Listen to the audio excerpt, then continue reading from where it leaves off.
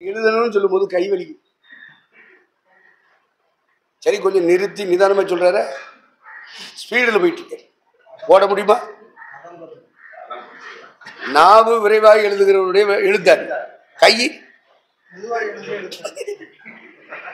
அதனால speed குறையணும். Speed குறையணும்னா யாக்கோ சொல்றான், ஏசா சொல்றான், ஸ்பீடா நம்ம முன்னாடி போயிடுவோம், முந்தி போயிடுவோம். அப்பா அவன் சொல்லுவான், என் ஆடு என்ன ஸ்டெப் வச்சு வருதோ, ஆடுகள்லையும் கரவலாடு. கரவலாடுன்னா என்னது? உள்ள பத்தது, குட்டி போட்டது, ஆத்மா ஆதாயம் பண்றவன். அவங்க ஸ்பீடுக்கு தான் நான் மறுப்பு போக முடியும் அப்படின்னு அடிக்காம அவனும் ஒரு மெய்ப்பர். ஏன்னா ஆடுகளின் நிலைமையை அறிந்துகொள். அறியணுமாண்டாம அப்புறம் மெய்ப்பேன். அவன் ஸ்பீடு போயிட்டு இருந்தா அப்படி எப்படியா? ஆடுகளின் நிலைமை அறிஞ்சு நடக்கும். அதுலேயும் கரவலாடு கறக்குதா, பால் சாப்பிட்றியா? ஆடுகளின் பால் உனக்கும் உன் வீட்டாரின் ஆகாரத்துக்கு உதவும்.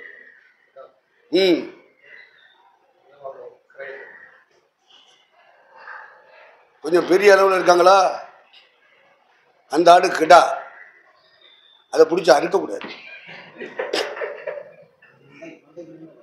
அது என்ன செய்ய? என்ன சொல்றாரு?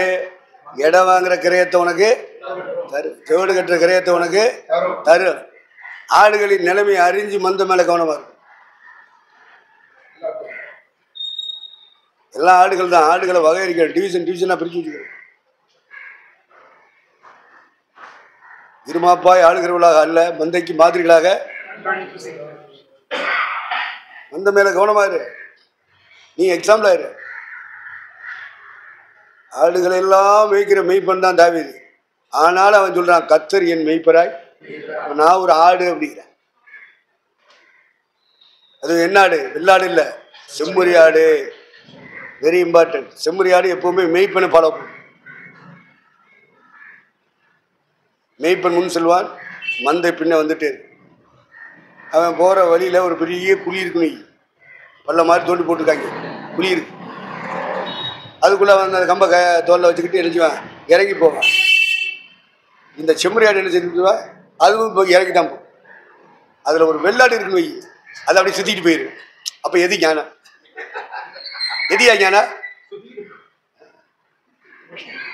உங்களை மெய்ப்பொருளெல்லாம் சுத்தி விட்டுரு. அப்படிப்பட்ட ஆடுதான் என்ன ஆடு? வெள்ளாடு. அதனால ஆடுகள்ல ரெண்டு, ஆண்டவர் அதையும் செப்பரேட் பண்ணுவார், பிரிப்பார். ஒரு சைடு இடது பக்கம் நிற்கிறது வெள்ளாடு, வலது பக்கம் நிற்கிறது செம்மறி ஆடு. இப்போ மந்தையிலே ஆடுகள் இருக்கும், வெள்ளாடு இருக்கும், செம்மறி ஆடு இருக்கும். அதாவது உங்களுக்கு சபை பாஸ்மார்கள் கீழ்ப்படிகிற விசுவாசிகளும் இருப்பாங்க, கீழ்ப்படியாத எதிர்த்து பேசுகிற குறை சொல்கிற விசுவாசிகள் இருப்பாங்க. புரிஞ்சுக்கிறேன். இதுக்கு இந்த ரெண்டு ஆட்டுக்கு நடுவில் ஒரு ஆடு வரும். அது என்ன ஆடு தெரியுமா? கருப்பு ஆடு. கருப்பு ஆடுன்னா கருப்பு நிறம் இல்லை. Who is the black sheep? அது யார்? அது நீ தான் கண்டுபிடிக்கிற. மெய்ப்பேன். ஸ்லீப்பர் சொல்லி இங்கிட்டும் ஐக்கியத்தில் இருக்கு, இங்கிட்டும் ஐக்கியத்தில் இருக்கு. எல்லாத்துலேயும் கனவாக்கி காலு கை முறைச்ச மாதிரி எல்லா இடத்துலையும் கான்டாக்ட் வச்சுக்கணும். சாப்பாடு எங்கே கிடைச்சாலும் சரி, அந்த கனவை அப்படி மிதந்து போயிட்டு இருக்கும்போது அதை பார்த்தீங்கன்னா எல்லாம் காலும் கை மாத்தாரு. அதுக்கு இறை எங்கேயாவது வந்துருச்சு வை, எந்த கையிலையாவது மாற்றத்தை பிடிச்சி சாப்பிட்டு. இது மாதிரி சிலர் கனவாயா இருக்கான். இங்கேயும் ஐக்கியம், அங்கேயும் ஐக்கியம், அவரோட ஐக்கியம், இவ்வளோ ஐக்கியம். அவன்கிட்ட ஒரு 5 ரூபா வருதா, இவன்ட்டு ஒரு 10 ரூபா வருதா, எல்லாத்தையும் வாங்கிடுவாங்க. பேரு விசுவாச ஊழியம். என்ன ஊழியம்? இதெல்லாம் விசுவாச ஊழியம் கிடையாது, இதெல்லாம் அவிசுவாசத்தின் ஊழியம். என்ன ஊழியம்? அவிசுவாசி.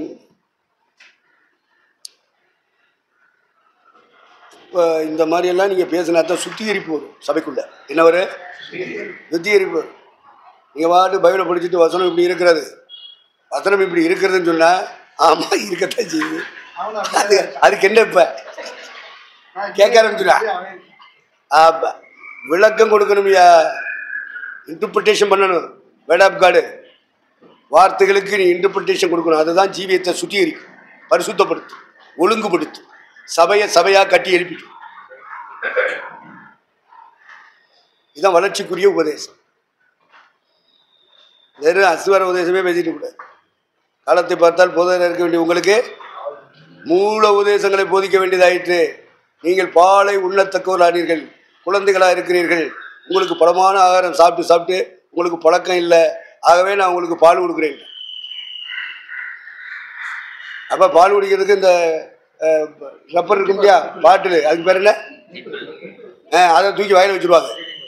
அம்மா மாதிரி சப்பிட்டு என்ன பப்புள் கணக்கு கொடுத்து சப்பிக்கிட்டு பாத்தியா என்ன வெளிப்பாடியா. இப்படியெல்லாம் இருக்கு. பாலை உண்ணத்தக்கவர்களானீர்கள், பலமான ஆகாரத்தில் அவங்க பழக்கம் இல்லை. இப்போ பலமான ஆகாரம்னா என்ன சொல்லுங்க?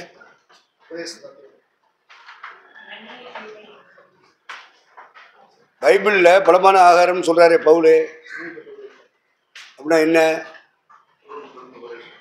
சீவன் பாஸ்டர் தான் நமக்கெல்லாம் தலைவராக இருக்காரு. அவர் சொல்லுவார். இப்போ பலமான ஆகாரம்னா என்னையா? பலகாரமா?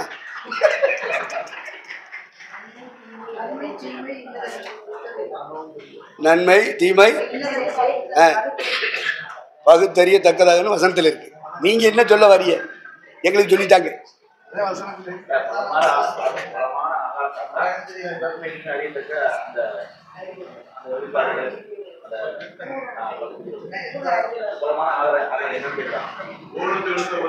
என்ன சொல்றாரு அவரு? பொம்பளை பக்கமே திரும்பி அங்கிட்டே சொல்லிவிட்டு போயிட்டாரு. அப்ப நமக்கு யார் சொல்லி தர்றாரு?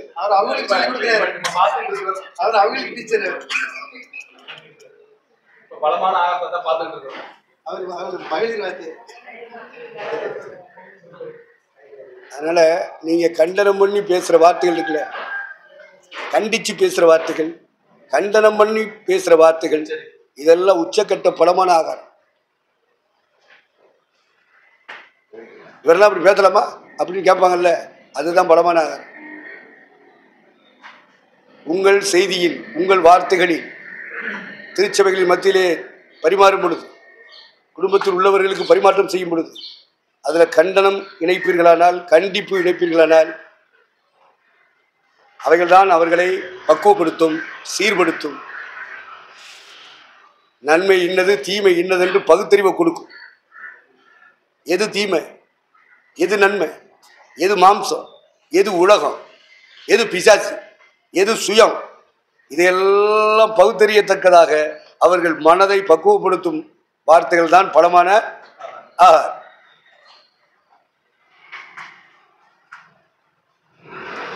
சில சொல்லுவாங்க, எங்கள் அக்கா மாதிரி யாரும் ஜெபம் பண்ண முடியும்.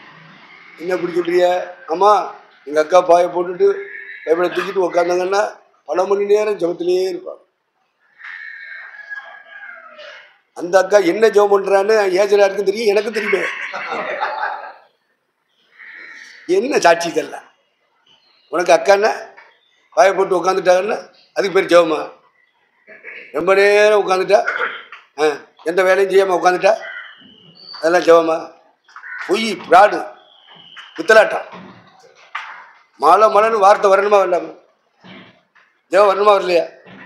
அப்படிப்பட்ட ஜெபம் பண்ணாதான் ஊழியக்காரன் சாட்சி கொடுப்பான். இல்லைன்னா நீ என்ன தண்ணி அடிச்சுட்டு உட்காந்துருக்கேன்றான். ஏன்னா மௌனமாக ஜெபம் பண்ணா தண்ணி அடிச்சுட்டு முணு முணு முணு முணு வாயிலிருந்து வார்த்தையே வராது, சத்தமே வராது. அந்த மாதிரி ஜெபம் பண்ணுறாங்கல்ல, எத்தனை மணிக்கணக்காக உட்கார்ந்தாலும் அது ஜெபமா? எங்க அக்கா அப்படி ஜெபம் பண்ணல. எந்த அக்கா இந்த மாதிரிலாம் ஜெபம் பண்ணுறாங்க. அது என்ன ஜெபம்? வேதத்தை கேளாதபடி தன் செவியை விளக்கருடைய ஜெபம். ஆமாம், நீ பாட்சியம் பிரேயர் வையே, ஆன்லைன் பிரேயர் வையே, என்ன ஜெப கூட்டம் இருந்தாலும் சரி தான். பைபிளில் உள்ள வசனத்தின் பாதையில் நீ நடக்காம நான் ஜெபம் பண்ணுறேன்னு சொல்லிக்கிட்டு இருந்தீங்கன்னா அது என்ன ஜெபம்? அப்போ அதை திருத்தணும், ஜெப வாழ்க்கையை திருத்தணும், மனம் திரும்புதல் வாழ்க்கையை திருத்தணும், எல்லாத்தையும் சீர்படுத்தணும். எல்லாத்துலேயுமே சீர்கேடுகள் கிடக்கு. அந்த சீர்படுத்துகிற வேலை நடக்கணும்னா நீங்கள் பலமான ஆகாரம் நினைச்சிடும். கண்டிச்சா அவங்க என்ன நினைப்பாங்க, அவங்க என்ன சொல்லுவாங்க? எப்படான்னு வெளியே ஊத்தா போடுறதுக்கு ஊத்தாவை கையில் வச்சுட்டு உட்காந்துருக்கேன். நம்ம என்னத்தையாவது பேச, அது கோவிச்சுக்கிட்டு அங்கே போக அவன் ஊத்தா போட்டு கவிச்சிட்டு போயிடுவான்ல. அவ்வளோ கோழி பிடிக்கிற வயலுக்கு கவுத்திடுவான் கூட. மேலே கூப்பிடுவேன். வெளியே மேஞ்சா தொலைஞ்சு பேமா. அப்புறம் அப்படியே கொஞ்சம் போடுவான், அப்புறம் கொஞ்சம் போடுவான், தின்னுக்கிட்டே போகும். இடம் வந்தவுடனே அப்படியே போட்டு கவுத்திடுவான். கோழி குடிக்கிற பயிலுப்பா. அதனால தான் அவங்க திருட்டு போயின்னு சொன்னேன். வச்சிருக்கான். நல்ல உதாரணம். இதுதான் கடினமான ஆகாரம். இப்படி சொல்லி கொடுக்கணும். கோவிச்சிருவாங்களே நினைக்க கூடாது. கோவிச்சாலும் பரவாயில்லை. அவங்கள நம்ம சபையில் நம்மோடு தேவன் இணைத்திருந்தால் நீங்கள் எவ்வளவு கோபப்பட்டாலும் தகப்பன் தன் பிள்ளைகள் மேல் படுகிற கோபம்தான் என்று அவர்கள் விசுவாசிப்பார். இதா நடாத நாற்றெல்லாம் போயிட்டே இருக்கும். அடுத்த சபை, அடுத்த ஊழியம். இந்த மடம் இல்லாட்டா ஆமாம், எந்த மடமும். எங்கள் ஊருக்கு பேர் புது மடம். ஆமாம். அப்புறம் மடத்தில் போய் உட்காந்துடலான்னு போயிடும். போட்டி போனால் போகட்டும், போடான்னு சொல்லிட்டு உட்காந்துருக்கு. அப்புறம் ஒன்றும் இல்லாமல் இருக்கும். சபை கழுத தெரிஞ்சு கட்டெடுப்பா போயிடும். அதனால ஞானமா பேசுங்க. நீங்க புத்தி சொல்றது, நீங்க ஆலோசனை சொல்றது, நீங்க செய்தி கொடுக்கறது, அப்படி செய்யறது கட்டுக்கன் போட்ட மாதிரி இருக்குன்னு சொன்னாரு. எப்படி கட்டுக்குன்னு நீங்க பேசினாலும் சபையை விட்டு போகாது. ஏன்னா நீங்க தகப்ப, அவர்கள் பிள்ளைகள். அந்த பாசத்துல கட்டப்பட்டு அதனால போகாது. பொற்கடுக்கனுக்கு சமானம் சொல்லியிருக்கும்ல.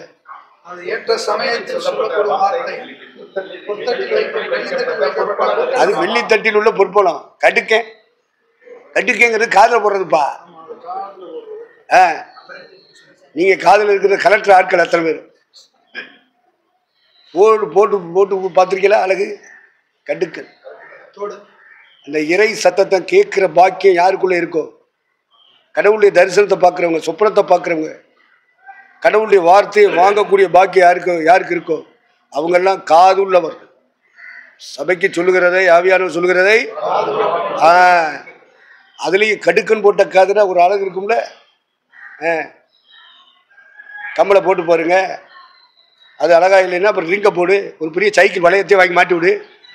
பொம்பூட அடிக்கு பார்க்குறதுக்கு இப்படி இப்படி திருப்பு வரல, சூப்பராக இருக்கும்ல. வளையத்தை வாங்கி மாட்டி விடு. தோத்திரம் என்னங்கடா போட்டால் நல்லதுதான், ஆனால் காயில் காசு இல்லை, இல்லைன்னா வாங்கி மாட்டி விட்டுலாம். ஆமா, பொற்கடுக்கனுக்கு சமம் அப்படின்னு சொல்லுவார். என்னம்மா? வாஜ்மா நீதிமொழிகள் 25.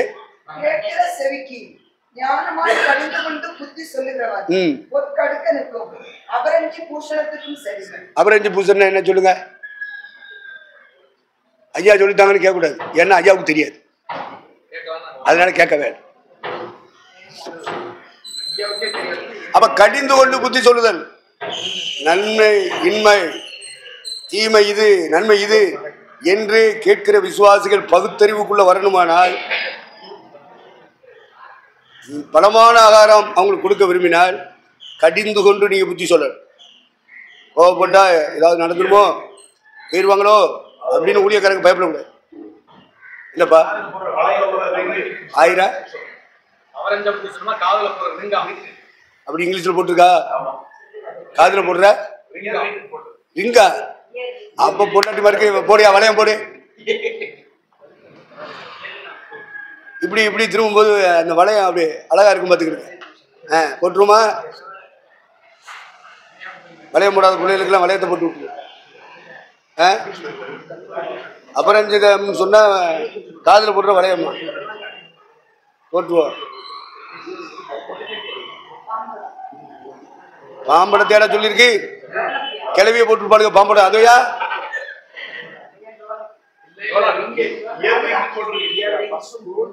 பாம்படம்னா என்னடா போட்டுருக்காங்க அத்தை? காதுல போடுற வளையம்.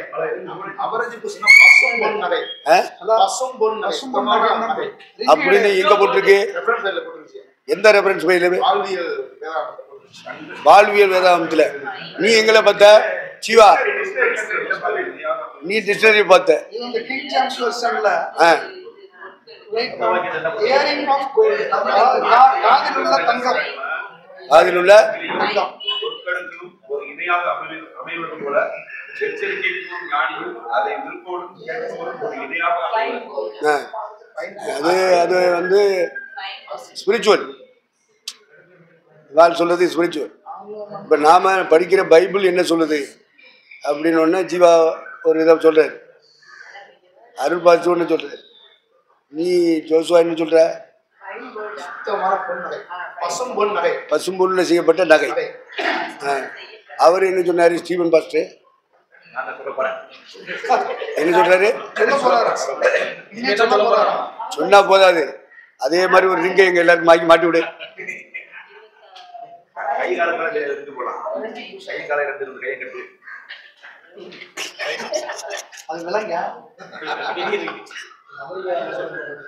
என்னப்பா முடிவுக்கு வாங்கப்பா, இதான் இது இந்த மாதிரி பண்ணி வசனத்தை கிளியர் பண்ண, இதுதான் என் மைண்ட்ல இருக்குது. என்னுடைய நோக்கமே அதுதான். சகோதரமார் கூடி வரும்போது ஒவ்வொரு வசனத்துக்கும் ஒவ்வொரு இடத்துலையும் என்ன சொல்லி இருக்குன்னு படிச்சு அப்புறம் ஒரு இறுதி முடிவை நம்ம எல்லாரும் எடுக்கணும். இப்படி போனா நாம பைபிளை தியானிக்கிறோம்னு அர்த்தம். இப்போ ஒரு பொண்ணு நகைன்றது தங்கத்தில் செய்யப்பட்ட சுத்தமான பொண்ணுல செய்யப்பட்ட. இவர் கிங் ஜேம்ஸ் கேஜேவியில் உள்ள சொல்றாரு. நீ என்ன சொன்னார்ல? காதுல அணிகிற ஒரு தங்க நகை. தங்க நகை என்னப்பா? என்னப்பா? Fine gold. அதைத்தான் ஜோசுவா சொன்னாரு.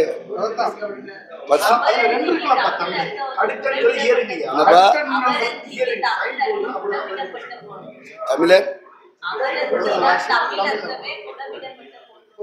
அதைத்தான் அவர் சொல்றாரு.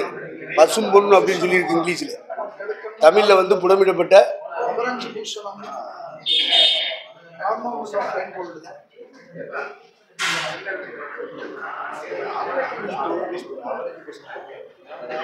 அப்ப அபரஞ்சிதம்னா சுத்தமான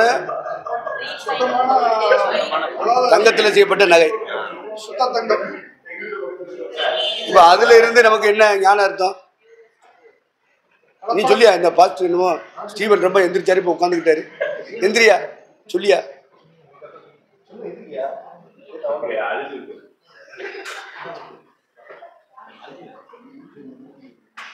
என்னடா மாட்டிக்கிட்டு முடிக்கிற?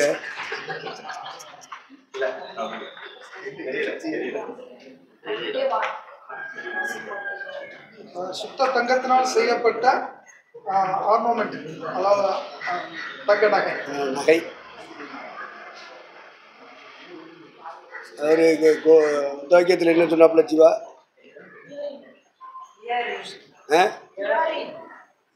ரிங்கா? காது வளையம் போடுகிற, காதுல அணிகிற நகைன்னு சொல்லு. ரிங்குல எழுதிருக்கு. தாண்டா ஏர்ல காதுல போடுற வளையம் சொல்லியாச்சு. அப்புறம் என்ன? அதான் நாங்களும் சொல்லிட்டு இருக்கோம்.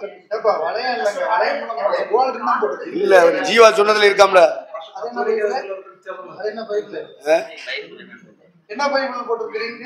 ஜீவா வாதிச்சது எந்த பைபிள்ல? எந்த பைபிள்ல? NIV. அது என்னை தான் சாம்சுந்தரம் வச்சிருப்பாரு.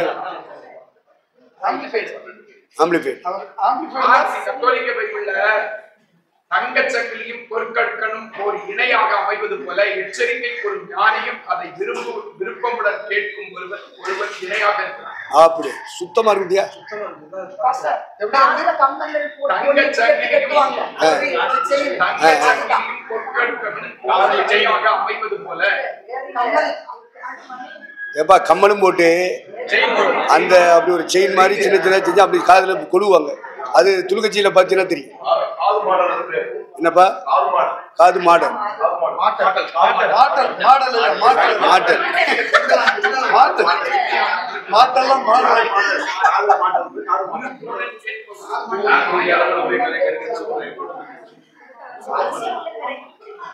அப்போ அந்த செயினுக்கும் அந்த கம்மலுக்கும் பேர் என்ன சொல்றாரு? ஞான அர்த்தம் என்ன? ஞான அர்த்தம் என்ன? Come to the spiritual meaning. கேட்கிற வார்த்தைகள் எல்லாம் சிமையா அந்த ரோமன் கத்தோலிக்க பைபிளே ரொம்ப சங்கிலியும் தங்கச் சங்கிலியும் பொற்கடுக்கனும் ஓர் இணையாக அமைவது போல எச்சரிக்கை கூறும் ஞானி அதை விருப்புடன் கேட்பவரும் ஓர் இணையாக அமைவர். அப்படி சேர்த்து சொல்லி அதாவது சொல்றவங்களும் கேட்கிறவங்களும் கரெக்டா கேட்டா அந்த இது இங்க ஒரு தோடை போட்டு இந்த செயின் போட்டு இந்த காதுல போட்டு இழுத்து நிக்கிறது மாதிரி இணையா இருக்கும், ஃபெல்லோஷிப்பா இருக்கும், ஒரு மனமா இருக்கும். அப்போ அது வந்து என்னது கடிந்து கொண்டு புத்தி அதான் ஸ்பிரிச்சுவல் மீனிங், ஞான அர்த்தம் அதுதான். நீங்க மட்டும் கம்மலையும் செயினையும் போட்டு பேசிட்டு கூட கடிந்து கொள்ளுதலும் பண்ணுகிற குரு கடிந்து கொண்டு சொல்லணும், புத்தி சொல்லணும். அதை கேட்கிறவங்களும் அப்படிப்பட்ட கவனித்து எடுக்கிறவர்களும் ரெண்டு பேரும் கடுக்கனுக்கும் அந்த ரிங்குக்கும் சமம். செயினும் கம்மல் அப்ப தனியா பிடிச்சிக்கிட்டு போக முடியாது, இந்த செயின் பிடிச்சி இழுத்துக்கிட்டு இருக்காது. அதனால ரெண்டு பேரும் ஒன்னாகணும். கடிந்து கொண்டு பண்ணுகிற பிரசங்கங்களை, செய்திகளை, வார்த்தைகளை ஏற்றுக்கணும். ரெண்டு பேரையும் சேர்த்து எழுதியிருக்கு. அபரஞ்சித பூசன் என்று சொன்னால் காதில் போடப்படுகிற கம்மலுக்கும் அதோடு சேர்ந்த ஆமா செயினுக்கும் இது ரெண்டு இணைந்திருப்பது போல கேட்கிறவனும் புத்தி சொல்றவனும் சரியா இருக்கணும். எந்த விஷயத்துல கடிந்து கொண்டு புத்தி சொல்லுகிறவன் என்ன புத்தி, கடிந்து கொண்டு புத்தி சொல்றவன் ஞானமாய் புத்தி சொல்லணும். ஞானமா புத்தி சொல்றேன்னா அவன் கோவிச்சுக்கிட்டு போயிடுவான்னு சொல்லிட்டு பேச முடியுமா? அது போயிடுவா, அதுக்கு பேர் கடித்து விடுதல. அவரை எப்படி எப்படி சொல்றது? அப்புறம் இது எப்படி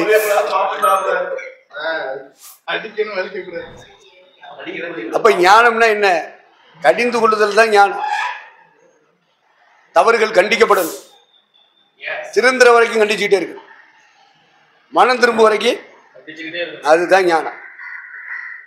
பயந்து அவ போயிடுவா, தசமா கொடுக்க மாட்டா, காணி கொடுக்க மாட்டா, கூட்டம் குறைஞ்சிரும் அப்படின்னு நினைச்சு பிரசங்கம் பண்ணுனா கண்டிப்பா அந்த ஊழியம் உருப்படாது, அந்த சபை உருப்படாது. கடிந்து கொண்டு புத்தி சொல்லணும், கண்டனம் பண்ணி புத்தி சொல்லணும். அது 130 இருக்கும் அந்த வார்த்தை. 130 3ஆம் அதிகாரம் கடைசியா, 2ஆம் அதிகாரம் கடைசியா, 4ஆம் அதிகாரம் கடைசியா பாருங்க. அது இல்ல நான் சொல்ற வசனத்துலப்பா. கடிந்து கொள்ளுதல்னா என்ன அதை சொல்லிக் கொடு.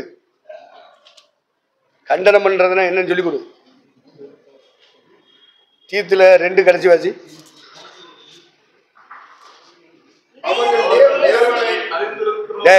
தீத்து 2ஆம் அதிகாரம் கடைசி.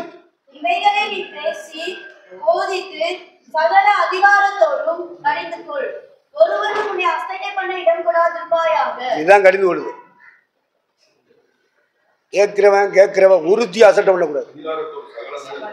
ஆமா, எதிர்த்து பேசக்கூடாது, குறை சொல்லக்கூடாது, அதிகாரத்தோட கடிந்து கொள்ளு. இதெல்லாம் பலமான ஆகாரம்ப்பா. அதை சிலருக்கு ஏத்துக்கிற முடியாது. அவங்க இன்னும் பேபி கிறிஸ்டினா இருப்பாங்க. நீங்கள் கிறிஸ்துக்குள் குழந்தைகள் என்று எண்ணி பேச வேண்டியதாயிற்று.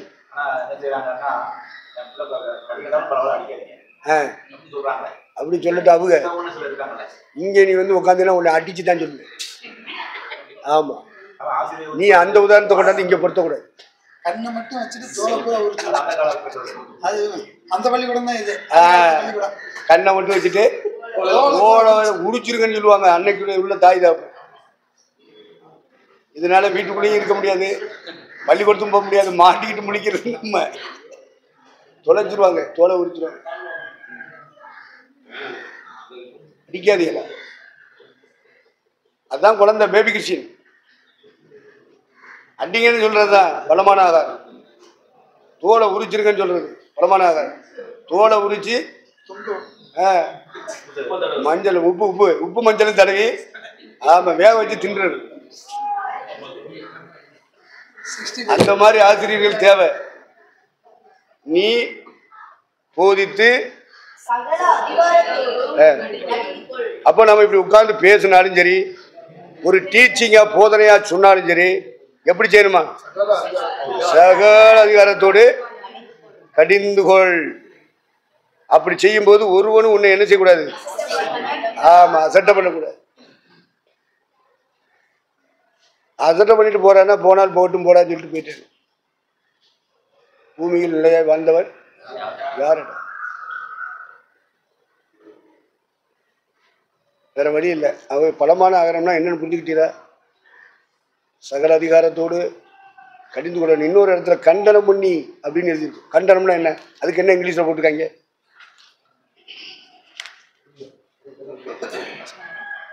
கண்டனங்கிற வார்த்தை இந்த தீமை இதுலயே பாருங்க, பாஸ்டர்ஸ் எபிசியல்ல பாருங்க, கண்டனம் பண்ணி அப்படின்னு சொல்லி என்னப்பா? 1 தீமோத்தேயு 2 தீமோத்தேயு 4 வாசி. எல்லா நீடிய சாதத்தோடும் உபதேசத்தோடும் கண்டனம் பண்ணி கடிந்து கொண்டு புத்தி சொல்லு. பாத்தீங்களா? அப்ப சாந்தம்னா என்னன்னு படிக்கணும்.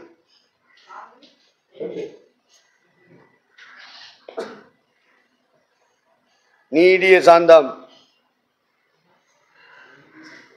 அப்ப சாந்தம்னா என்ன? அவன் நரகத்துக்கு போகாத அளவுக்கு பேச வேண்டியிருக்கு, உபதேசம் பண்ண வேண்டியிருக்கு. இப்ப கண்டனங்கிற வார்த்தைக்கு என்னப்பா ஆங்கிலத்தில் இருந்திருக்கு? கடிந்து கொள்ளுதல் அப்படின்றதுக்கு என்ன ஆங்கிலத்தில் மீனிங்? எடுங்க இங்கிலீஷ் படித்தவங்கெல்லாம் சொல்லுங்க. கண்டனம்ங்கிறது கண்டம்னேஷன் எழுதியிருக்கான் ஆங்கிலத்தில். அப்படின்னு என்ன அர்த்தம் தமிழில்? கண்டனம் வேற, கடிந்து கொள்ளுதல் வேற, கண்டிக்கிறது வேற, தண்டிக்கிறது வேற, எல்லாம் டிவிஷனாக இருக்குப்பா. மீனிங் படிக்கணும். கண்டனம் பண்றது என்ன? கண்டம் பண்றது அப்படின்னு எழுதி.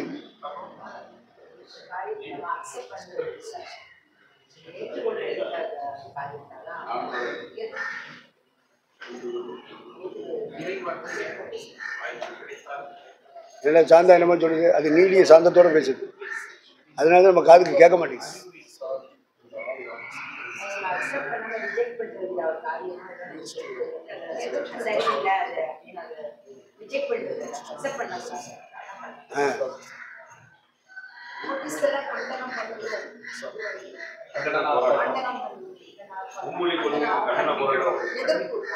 ஒரு காரியத்துக்கு எதிர்ப்பு தெரிவிக்கிறது கண்டனம். கடிந்து கொள்ளுதல் என்பதற்கு வார்னிங். சாதாரண ஆர்ப்பாட்டம் பண்ணுவாங்க சிலர் அது வலுவடைகிறது கண்டன ஆர்ப்பாட்டம். பலமான இது அது யாரு பண்ணணும்? நம்மளாம் பண்ணணுமா? கண்டன பேரணி. ஜனங்கள் சில விஷயங்களை இருக்கும்போது அதை பலமா கண்டித்து கண்டனம் பண்ணி இதுதான் சத்தியம் அப்படின்னு நிக்க சில சூழ்நிலைகள் வரும். அந்த இடத்துல நம்ம கண்டனம் பண்ணி நடத்தணும். இல்லைன்னா அது நம்மள மடங்கி. அதாவது அவங்க வாழ்க்கையில் உள்ள தவறுகளை ஆம்பிளிஃபைட்ல அப்படிதான் போட்டுருக்கு. Show people in what way their lifes are wrong. அவங்க வாழ்க்கையில எது ராங்கா இருக்கோ, தவறானது இருக்கோ, அதை கன்வின்ஸ் தம், அதை அவங்களுக்கு உணர்த்தி காண்பித்து ரிபக்கிங் அண்ட் கரெக்டிங், அவங்க கடிந்து கொண்டு அதை கரெக்ஷன் பண்ணி அதை சரிப்படுத்தி வார்னிங் அண்ட் அர்ச்சிங், என்கரேஜிங் தம், அவங்களுக்கு வார்ன் பண்ணி எச்சரிக்கைப்படுத்தி அவங்கள இன்னும் அவங்கள கடிந்து கொண்டு அவங்கள உற்சாகப்படுத்தி நடத்தணும், என்கரேஜ் பண்ணணும், அவங்கள மேலும் வளர்ச்சிக்குள்ளாங்க. இப்படி விளக்கம் ஆம்பிளிஃபைட்ல என்ன ஜெயக்குமார்? அவங்க சொன்ன விஷயத்துக்கு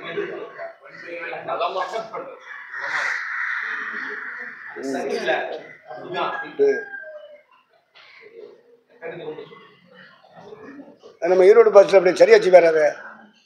ஈரோடு பாஸ்டர் அது சரியா செய்வாரு. அதுக்கு நீ ஜெயக்குமார் தான் சாட்சி. ஏன்னா இந்த ஆள் பிடிச்சா புடியில நிற்பாரு. இந்த ஈரோட்டுக்காரு கொஞ்சம் அட்ஜஸ்ட்மெண்ட்டே பண்ண மாட்டார். நம்ம நிலைமையை புரிஞ்சுக்கவே மாட்டார். அடிதான் என்ன நிலை நிற்பார். கிளந்து வந்த ஜெயக்குமாருக்கு தான் தெரியும் அந்த பாதை. அங்க கூடி வர்ற மக்களுக்கு அது தெரியவே தெரியாது. அதனால அவங்களும் பாதிக்கப்பட்டு இவரும் பாதிக்கப்பட்டு எப்படியோ உருண்டு மிரண்டு வந்து நிக்குதுங்க பிள்ளைய. வாழ்க வளமுடு.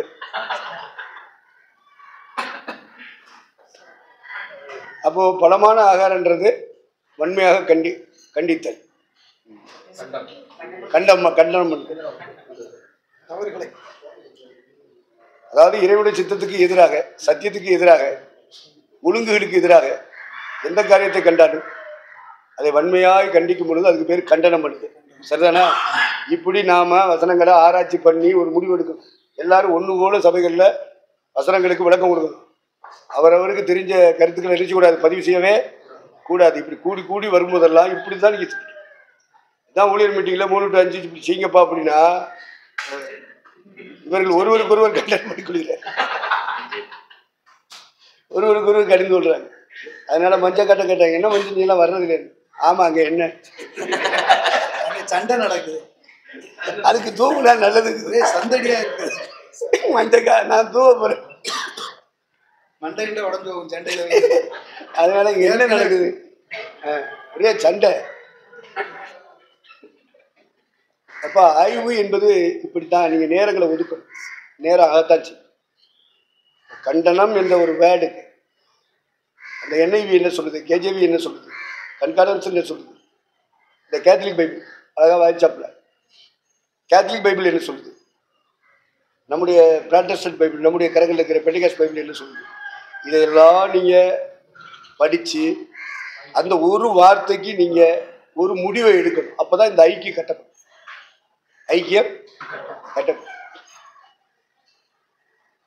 இப்படித்தான் நீங்க அந்த நேரங்களை செலவு பண்ணணும். நீங்க கூடி வரும் பொழுதெல்லாம் இப்படி ஒரு வார்த்தைக்கோ ஒரு தலைப்பு உபதேசத்துக்கோ நீங்க நேரங்களை ஒதுக்கி பலதரப்பட்ட கருத்துக்களை ஒன்று திரட்டி நம்ம ஐக்கியத்துக்குன்னு ஒரு முடிவை நீங்க எடுப்பீங்கன்னு சொன்னா இந்த ஐக்கியம் பலப்படும்.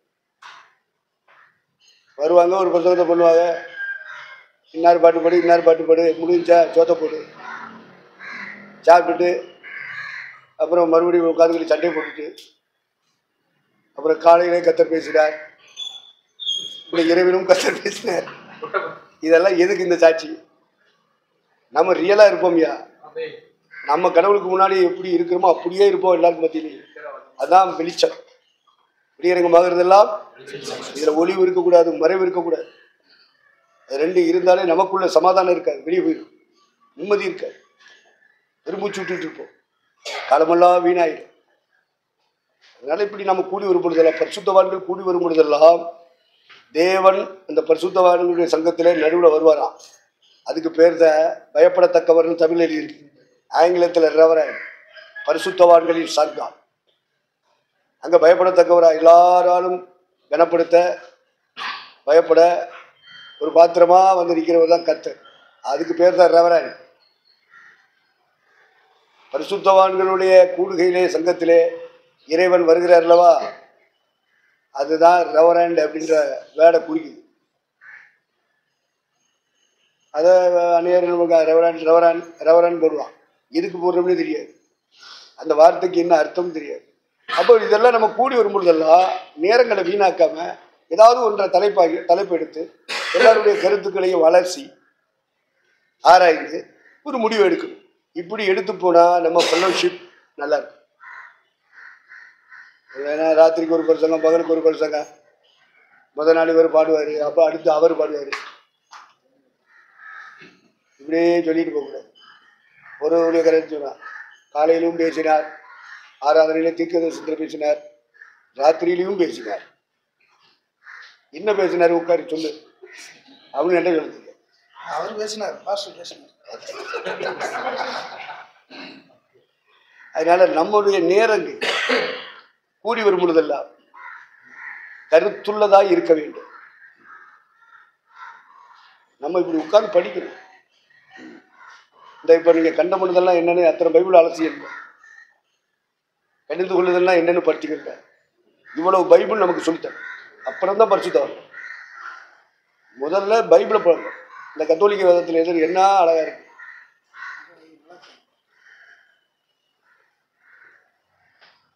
கணிந்து கொண்டு புத்தி சொல்லுகிறவன் பொற்கெடுக்கிறதுக்கும் அபரஞ்சித பூசணத்துக்கும் சமம். சரி,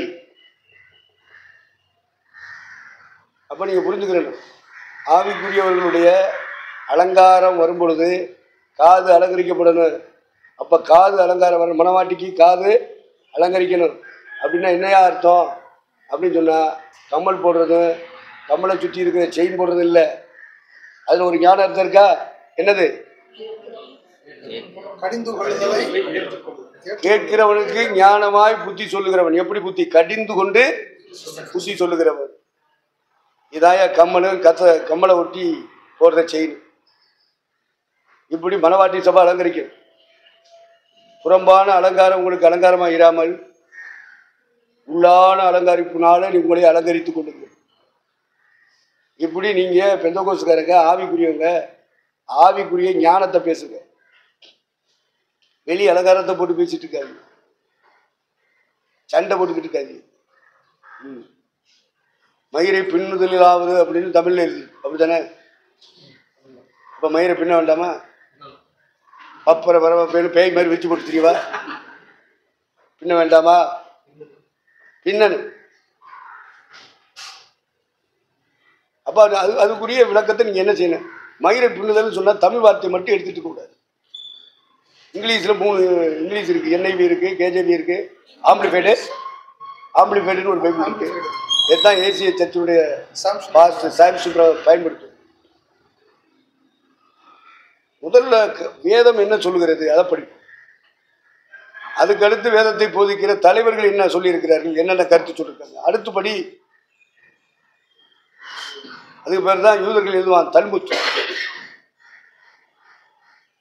அந்த புத்தகத்துக்கு பேர் என்ன? வேதத்தில் இருந்து கொடுக்கப்படுகிற விளக்க உரை ஒரு பக்கம் எழுதுவாங்க. அந்த விளக்க உரை கொடுக்கிற சபை தலைவர்களுக்காக அவங்க சில விளக்கங்களையும் ஒழுங்குகளையும் வைப்பான். இது ரெண்டையும் சேர்ந்த ஒன்று வச்சிருப்பான் யூதன், ஒவ்வொரு யூதன். அதுக்கு பேர் என்னது? தல்முத். இது ஆர்ச்சியில் அப்படி இருக்கும். விளக்கம் வசனத்துக்கு சொல்லு ஒரு பக்கம் இருக்காங்க. அதுக்கடுத்து சங்கம், திருச்சபை சங்கம், அது என்ன சொல்லிச்சு அது ஒரு பக்கம் எழுதிட்டு இருப்பான். இது கேத்தலிக்ல இருக்கு. ஊழியத்தின் ஒழுங்குகளும் உபதேசத்தின் விளக்கங்கள், அது திருச்சபை சங்க ஏடுகள் அப்படின்னு போட்டிருப்பான். உழவரி புக்கு. நான் பென்சிட்ட போட்டான்னு போயிருந்தேன். அப்போ கூட்டம் முடிஞ்ச உடனே காரில் தூக்கி வச்சான். சல்லுன்னு போனான். என்ன பாளையம்? மேட்டுப்பாளையமா?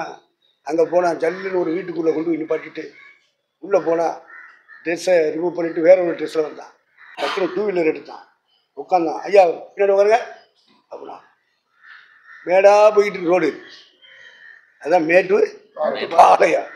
அப்படி போய் போய் போய் எங்கே போயிட்டு இருக்கோம்? ஊட்டிக்கு போகிறோம். எங்கே போகிறோம்? ஊட்டி. ஐயாவை கூட்டிகிட்டு போய் ஊட்டியெல்லாம் சுற்றி காமிச்சின்னு போகிறான். போகும்போது இப்படி போகிறாயா வண்டியில் பைக் ரேஸில் இப்படி போவாங்க தெரியுமா? இந்த மாதிரி போகிறான். அப்பத்தான் பார்த்தேன், அத்தாடி எப்பா கீழே தள்ளிடாத, அப்படி போகிறாயா? பெருசுக்கு தெரியாததெல்லாம் ஒன்றும் இல்லை, எல்லாமே தெரியும். ஆமாம். அப்படி தூக்கிட்டு போய் சுற்றி நெருப்புகள் போட்டு ஒரு பெரிய போர்வை போட்டு ஒரு நல்ல இடத்த வாடகைக்கு எடுத்து ஐயாவை உட்கார வச்சு நெருப்பு போட்டு, ஐயா என்ன வேணும், என்ன ஆர்டர் பண்ண? ஒன்றும் ஆர்டர் பண்ண வேண்டாப்பா, இல்லை ஏதாவது சாப்பிடுங்க, என்னத்தையோ வாங்கிட்டா, ஏதோ ஒரு பிரெட் மாதிரி உள்ளது சாப்பிட்டு என்னத்தையும் வாங்கி கொடுத்தாரு. முடிஞ்சு அடுத்து ஐயா இன்னும் இடத்துக்கு போகணும், இன்னும் இடத்துக்கு போகணும். எந்த இடத்துக்கு போகிறோமோ போகலையோ, எனக்கு இங்கே நூலகம் இருக்கா, பைபிள் சம்மந்தப்பட்ட விளக்கங்கள் உள்ள நூலகம் இருக்கா? உடனே அங்கே போன போட்டேன், இங்கே போன போட்டேன். அப்புறம் கிடைச்ச பார்த்தா கத்தோலிக்க கோயிலில் ஒரு பெரிய நூலகம் வச்சுருக்கேன். இதுதான் இருக்காங்க. ஏதோ ஒன்று இல்லாததுக்கு என்ன செஞ்சிடுவான். உள்ளே போனால் அன்னைக்கு பார்த்து லீவு போட்டாங்க. ஒருத்தனைக்காரன் பூட்டிட்டு போயிட்டேன். ஐயா பூட்டிட்டு போயிட்டேன். இந்த பாரு பூட்டுனாலும் சாவி நம்மள்கிட்ட இருக்கு. எவன் வாட்ச்மேனாக சுற்றி தெரியும் அவனை பிடிச்சாச்சு. அவன்கிட்ட சொல்லு, அதெல்லாம் விட முடியாது, லீவுங்கிற பேச வேண்டிய பிரகாரம் பேசு. நீ பேசி நீ போதித்து கடிந்து கொண்டு என்ன செய்ய பூத்தி சொல்லு.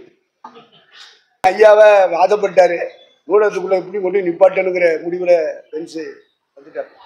கொண்டு விட்டாப்புல நூலகத்தில் விட்டாங்க. அங்கே பார்த்தாங்க எல்லாம் கேத்தலிக் பேக்ரவுண்டில் உள்ள நூல்கள் தான் நிறைய இருந்துச்சு. சில என்ன ஒன்றும் இல்லையா, மேலே என்ன இருக்கு போடு, பெஞ்சத்துக்கு போடு, சிறன்னு இழுத்தான். மேலே சிற போடு பாரு, அங்கே எடுத்து கொடுத்தான். பார்த்தேன், திருச்சபை சங்க ஏடுகள் இவ்வளோ பெருசு ஒன்று கொண்டா கொண்டா. ஏன்னா கத்தோலிக்க மார்க்கத்தை பேசணும்னா சும்மா பேச முடியாது. ரோமன் கேத்தலிக்க பேசணும்னா அதெல்லாம் ஆலமரம். ஆமாம், தொலைச்சிருவாங்க. கிடையாது ஐயா கேத்தலிக், உனக்கு பார்வையில் கேத்தலிக்குதா, அது எவ்வளோ பெரிய ஆயுதம் தெரியுமா? நம்ம ஒரு மேடையில் நின்று ஒரு மைக்கை பிடிச்சி பேசணும்னா ஆதாரத்தோடு பேசுகிறோம், கற்பனை அல்ல. இத்தனாவது பக்கத்தில் இத்தனாவது இடத்துல நீ வாசிச்சு பாரு, நீ எழுதின சட்டம் தான். சொல்லு, பதில் சொல்லு. கேட்கணுமா வேண்டாமா? படிக்கணும்ல. என்னத்தையோ அந்த கிராமத்தில் கத்தோலிக்க இந்த இதை படிச்சுட்டா பேசுறது. இன்டர்நேஷனல் லெவலுக்கு அடிக்கணும், படிக்கணும். அவங்க படித்தவங்க பேசுகிறாங்க, ஐயா சரியாக தான் இருக்குன்னு சொல்லிட்டு போவாங்க சிலாரு. உலக படிப்பு படித்தவனே கல்லூரியில் படிச்சிருக்காங்க, யூனிவர்சிட்டியில் படிச்சிருக்காங்கன்னா படித்தவங்களா சரியாக தப்பாக இருக்கு அப்படின்னு இந்த கிராமத்தில் நினச்சிட்டுவேன். கையை கட்டிக்கிட்டு தலையை சாய்ச்சிட்டு போயிட்டே இருப்பேன். அதுபோல் வேதம் படிக்காதவங்கெல்லாம் கிறிஸ்தவங்களாக இருக்காங்க. அதனால் ஒரு மார்க்கத்துக்கு கண்டன குரல் எழுப்பணும்னா, கடிந்து கொள்ளுதல் எழுப்பணும்னா தரமாக படிக்கணும், விவரமாக படிக்கணும், விளங்கி படிக்கணும். அப்போ தான் அந்த இடத்த நிரப்புறதுக்கு நாம் தகுதி உள்ளவர்களாக இருக்கணும். அதனால் அப்படி ஒரு 4-5 புத்தகம் அப்படி அவங்க அந்த கத்தோலிக்க மார்க்கத்தை எடுத்துகிட்டு அந்த புத்தகத்தை எடுத்து கொண்டாந்து வச்சு படித்தேன். இப்போவும் நம்ம லைப்ரரியில் அது இருக்குது. அதனால நல்லா கவனிங்க. இப்படி நம்முடைய பயணங்கள் பயனுள்ளதாக இருக்கும், நம்முடைய கூடுகை பயனுள்ளதாக இருக்கும். என்னத்தையாவது பேசிக்கிட்டு என்னத்தையாவது சண்டை போட்டுக்கிட்டு இந்த மாதிரி வீணாக்குறது பிசாசுடைய தந்திரம், சாத்தானுடைய தந்திரம் என்பதை மறந்து போகாதிருக்கு. நமக்கு எல்லாமே பிரயோஜனம் உள்ளதாக இருக்கு. சொல்லல நாட்கள் கொள்ளாதவர்கள் அனுதான்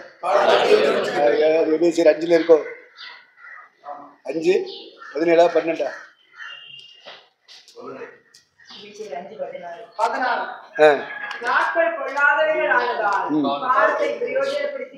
பார்த்தீங்களா? அதுக்கு மேல என்ன சொல்லியிருக்காரு? பார்த்தீங்களா?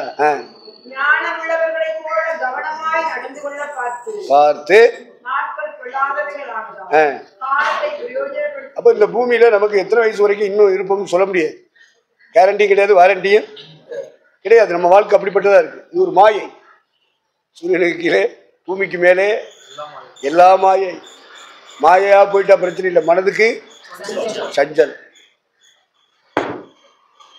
அதனால காத்து வந்துருச்சு, உங்க சஞ்சலம் எல்லாம் மாறும். கர்த்தரால் மீட்கப்பட்டவர்கள் சொல்லுங்க, கர்த்தரால் மீட்கப்பட்டவர்கள் பாடி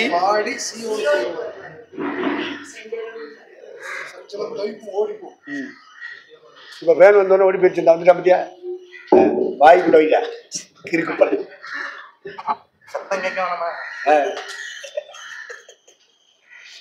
ஜியோவுக்கு என்ன இப்படி பண்றியா அப்படிங்கிறான் அவன்.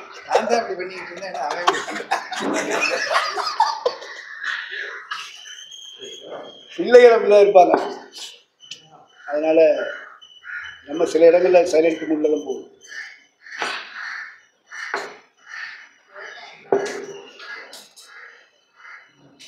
இப்போ என்ன யோசித்தோம்? என்னப்பா? பலமான ஆகாரம், பலமான ஆகாரம் அப்படிங்கிறத நம்ம புரிந்து கொள்ளணும். அதனால கடிந்து கொள்ளுதலோ கண்டனம் பண்ணுதலோ நம்முடைய பேச்சில் இருக்கணும். அப்புறம் நம்முடைய பேச்சிலேயே, நம்முடைய பிரசங்கத்தில், நம்முடைய உபதேசத்தில் கடிந்து கொள்ளுதலும் கண்டனம் பண்ணுதலும் சீர்திருத்தலும் நீதியை படிப்பிக்குதலும் காணப்படுமானால் அப்படிப்பட்ட வார்த்தைகளை வசனங்களை தான் நம்ம பலமுள்ள இந்த கடிந்து கொள்ளுதல் கண்டனம் இல்லாமல் வருகிற மெசேஜ், செய்தி, பேச்சு, பிரசங்கம், எழுத்து, இதுக்கு பேர் பால். பாலுன்னா செந்துர பால் இல்லை, பேபி கிறிஸ்டியன்ஸ். நீங்கள் பேபி கிறிஸ்டியனாக இருக்கக்கூடாது. கிறிஸ்துவுக்குள் குழந்தைகள் என்று எண்ணி பேச வேண்டியதாயிற்று. அந்த மாதிரி சிலர் இருப்பாங்க.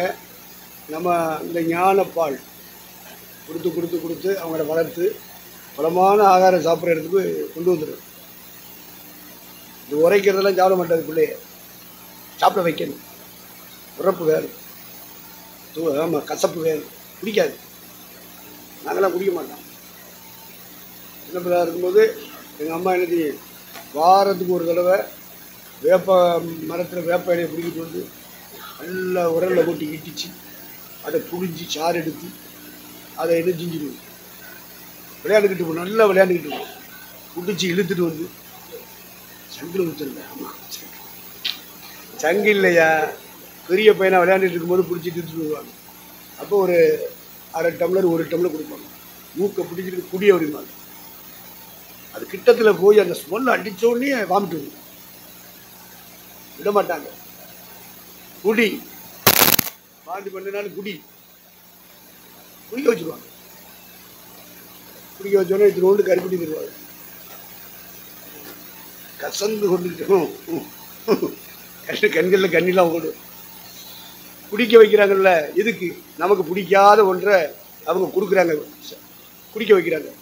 எதுக்கு?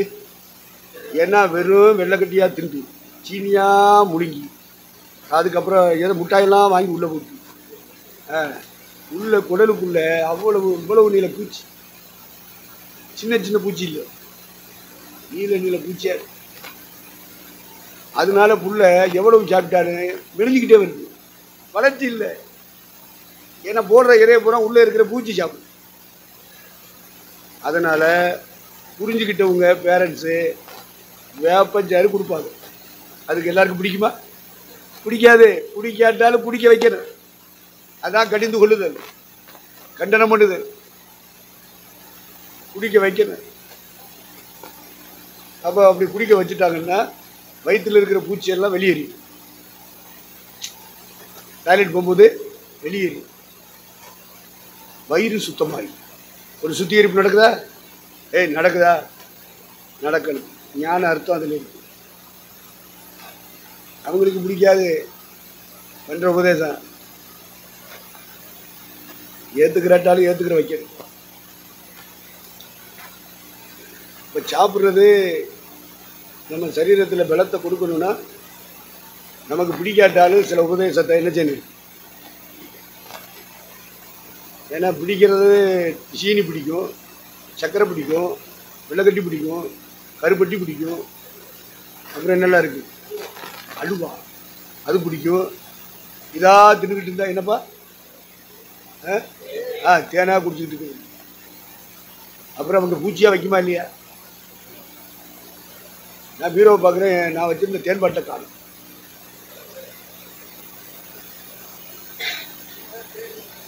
ஆமாம். அதனால் அப்படியே சாப்பிட்டு இருந்தால் நம்முடைய உடல்நிலை என்ன செஞ்சிடும்? பாதிக்கப்பட்டுக்கிட்டே வரும்.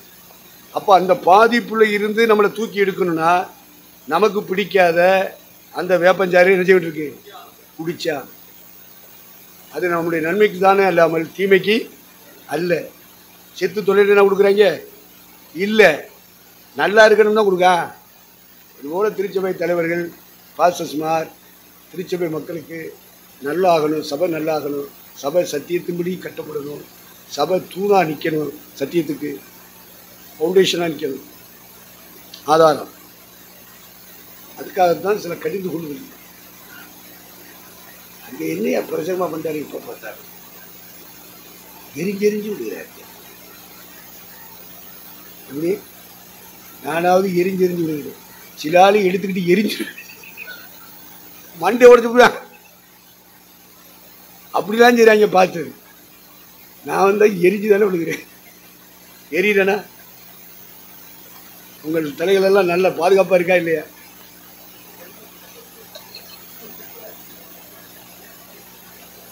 அதனால குழந்தை உணவு தொடர்ந்து திருச்சபைகளிலே வழங்கி கொண்டிருக்கிறது.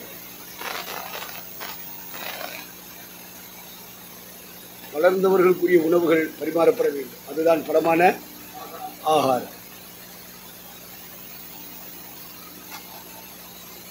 அந்த இடத்துக்கு சபை மக்களை பழக்கணும்.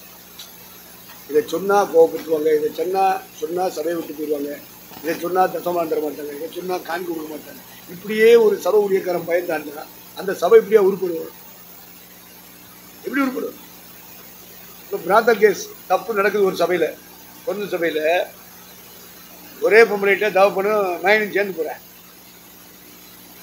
சபையில் அது நடந்துக்கிட்டே இருக்குது. ஆனால் இங்கே வந்து ஆவில் நம்புறாங்க, பேசுகிறாங்க, நல்லா பாட்டாரான்லாம் படிக்கிறாங்க, நல்லா ஆசீர்வாதம் தான் இருக்குது. ஆனால் இப்படி ஒரு பாவம் உள்ளே இருக்க சபைக்குள்ளே ஏன் அந்த சபை பார்த்து ஒன்றும் கண்டிக்கலை? ஏன் கண்டிக்கலை? அது அப்படியே சபைக்குள்ளே கச்ச கச்சன்னு அப்படியே பரவி கடைசியில் தலைமை பொதுவாக ரவுண்டில் இருக்குது. அவர் எப்பவுமே ரவுண்டில் தான் இருக்கார். அவரு ரவுண்டில் இருக்கு. அவருக்கு உலகத்தை தான் கிடக்கும். நீ உலகத்தை கிடக்கும்னு அங்கே சுற்றும் போது இவன் சபையை கலக்கிட்டு இருக்கானே, அப்போ இவன் யார் பார்க்குறது? சரி, சபை ஊழியக்காரன் கண்டிப்பான், திருத்துவான், பரிசுத்தப்படுத்துவான்னா கண்டுக்கிறதே இல்லை. அப்போ நான் நினச்சேன் சத்தமாக வெயிட்டாக கொடுத்துருப்பா முடியும், காணிக்க வெயிட்டாக கொடுத்துருப்பா முடியும், பெரிய கோடீஸ்வர குடும்பம் போட்டுருக்கு, அதான் வாய்ப்பிட்டு இருக்கேன். கண்டுக்கிறல தவறுகள் திருத்தப்பட வேண்டாமா? திருத்துற இடம் தானே சர்ச்சு. உனக்கு கையில் வெயிட்டாக கொடுத்துட்டான்னா நீ கண்டுக்கிற மாட்டேன். அப்போ அது அப்படியே கதன்னு அப்படியே சபைக்குள்ளே புகஞ்சு அதில் ஒரு ஆள் எறிட்டான். அது ஒரு லேடி, குடும்பத்தில் உள்ள பொம்பளை. ஐயா இப்படி நடக்குறியா? அப்படியா? அப்போ தான் லெட்டரு வேணாவேடு. டேய், அஞ்ஞானிகளுக்குள்ளும் சொல்லப்படாத விபச்சாரம்டா. இதை சபையில் எப்படா ஒரு ஊழியக்காரர் அங்கீகரிக்கிற, மூப்பர்கள் அங்கீகரிக்கிற? கொஞ்சம் பிடித்தமா சபையார் எல்லாரையும் அந்த தைரியத்துக்குள்ள கொண்டு போயிடும். நம்மளும் பாவம் செஞ்சுக்கிட்டே பாட்டு பாடலாம், ஜெபம் பண்ணலாம், பிரசவம் பண்ணலாம் அப்படிங்கிற திமிரு தைரியம் வந்துடும். கொஞ்சம் பிடித்தமா சபை முழுவதையும் பிடிப்பாக்காதபடிக்கு நீ என்ன செய்ய? அந்த புளித்தமாவை தள்ளிப்போ, அந்த புளித்தமாவை தள்ளி போடு. நீங்கள் இருமாப்பா இருக்கிறது என்ன? இதெல்லாம் கண்டுக்கிறாம இருக்கிறது என்ன? அவனை களை எடுடா, தூக்கு சபையை விட்டு. அவன் நீண்ட கால விசுவாசி, ஆதிகால விசுவாசி. அவங்க கொடுத்து தான் ஊழியமே கட்டப்படுது.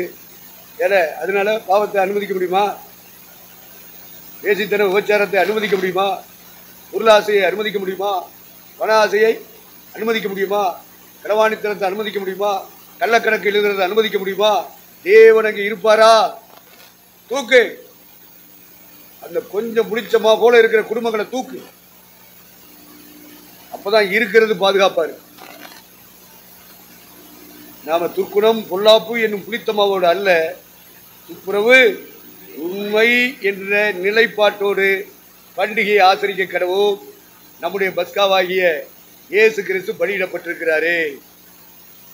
இப்போ அவர் கட்டுற சபையில் காவலனாக நியமிக்கப்பட்ட ஊழியக்கார பணத்துக்காக, காசுக்காக, களவாணித்தனத்துக்காக, பேருக்காக, புகழுக்காக, தன்னுடைய ஃபியூச்சருக்காக அனுமதிப்பார் என்று சொன்னால் பரிசுத்தாவே வெளியே போயிடுவாரு. இவன் வேணா ஊழியம் செஞ்சுக்கிட்டு இருக்கலாம், சபை நடத்திக்கிட்டு இருக்கலாம், போகாது. ஆமாம், அதனால தூக்குடா அப்படின்னு. நான் தூரத்தில் இருந்தாலும் என் ஆவி உங்களோட இருக்கும். தூக்கிட்டாங்க. யோனாவை தூக்கி போட்டது மாதிரி போட்டுட்டாங்க. இல்லை, தீர்க்கதரிசியாக இருந்தாலும் தூக்கி போடணுமையா? எவ்வளோ பெரிய ஊழியக்காரனாக இருந்தாலும் தூக்கத்தான் வேணும், அனுமதிக்க முடியாது. வாசிங்க கடைசி வசனம் 1 Corinthiயர் 5ஆம் அதிகாரம் 13ஆம் வசனம் வாசிங்க.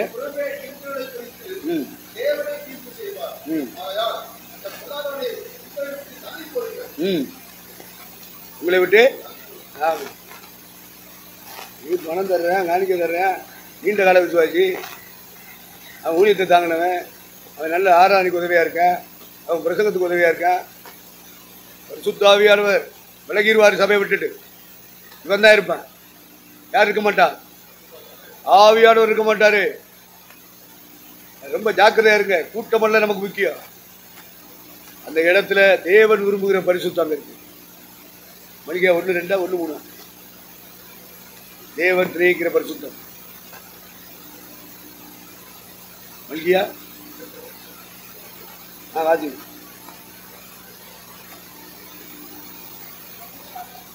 2:11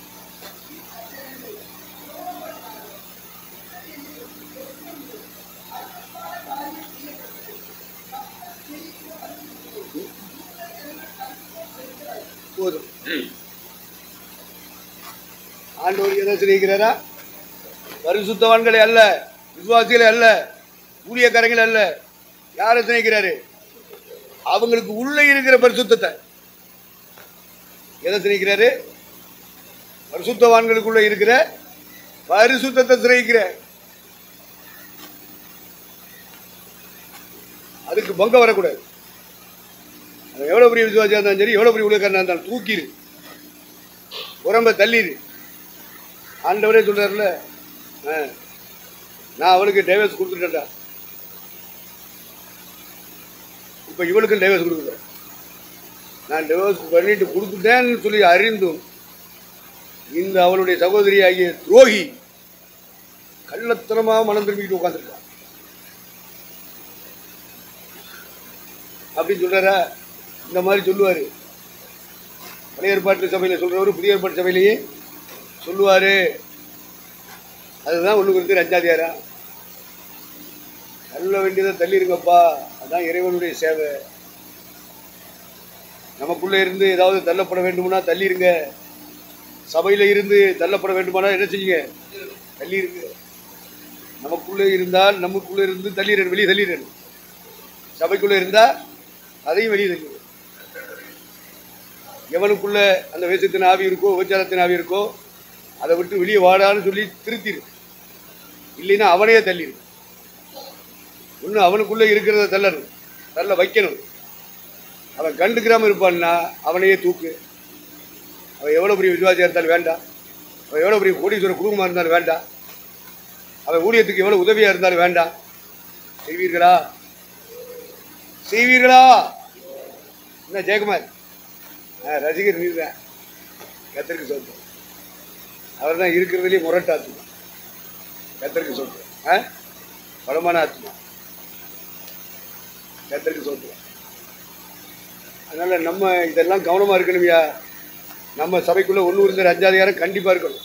உங்களுக்கு அந்த அதிகாரம் இருக்கணும். சகல அதிகாரத்தோடும் அவர்களை கடிந்து கொள். போயிடுவானோ அப்படின்னு நினைக்க கூடாது.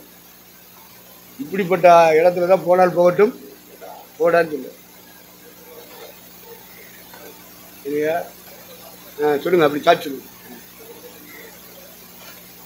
அல்லது ஒரு இறக்கமாயா அப்படி அப்படி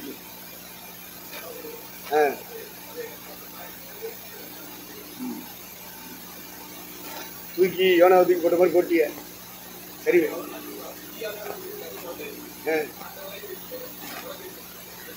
அப்புறம் எங்களுக்கு அப்படி ஜெபம் பண்ணிடாதிய வாழையா, எங்களுக்கு அப்படிலாம் ஜெபம் பண்ணிடாது. என்னத்தையாவது கேஸில் மாட்டி விட்டுறாரு. உங்க ஜெபம் கேஸில் மாட்டுற ஜெபமா இருக்கு.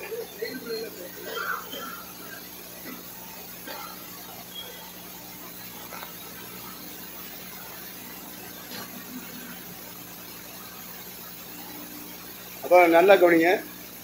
திருச்சபை நடத்துகிற தலைவர்களுக்கு கர்த்தர் அதிகாரம் கொடுத்துருக்கு. அதில் ஒரு அதிகாரம் இது. வானத்திலும் பூமியிலும் சகல அதிகாரம் கொடுக்கப்பட்டிருக்கிறது. ஆகையால் புறப்பட்டு போங்க. அந்த அதிகாரத்தை உங்க மேல வைக்கிறேன். இந்த வல்லமையை உங்க மேல வைக்கிறேன். அந்த விடுதலையின் அபிஷேகத்தை உங்க மேல வைக்கிறேன். புறப்பட்டு போங்கள், பேசுங்கள், சகல ஜாதிகளையும் சீசராக்குங்கள். இதா குமாரன் பரிசுத்தாவி நாமத்தில் அவர்களுக்கு ஞானஸ்நானம் கொடுங்கள். கொடுத்து சபைக்குள்ள வச்சுக்கிட்டு நான் உங்களுக்கு கட்டளையிட்ட யாவையும் அவர்களுக்கு கொஞ்சம் கொஞ்சமாக உபதேசம் பண்ணியே அவங்கள வளர்த்துடு. உலகம் முடிவு வரைக்கும் நான் உங்களோட அப்படின்னு வாக்கு. அதனால தள்ள வேண்டியதை நம்ம என்ன செய்யணும்? தள்ளுறதுக்கு சபை நடத்துகிற தலைவர்களுக்கு அதிகாரம் இருக்கு. அதை நான் உங்களுக்கு உணர்த்தணும். இந்த ஒரு அதிகாரம் உங்கள் கையில் கடவுள் கொடுத்துருக்கேன், நீங்கள் பயன்படுத்தணும். நீங்கள் என்ன செய்யணும்? பயன்படுத்தணும்.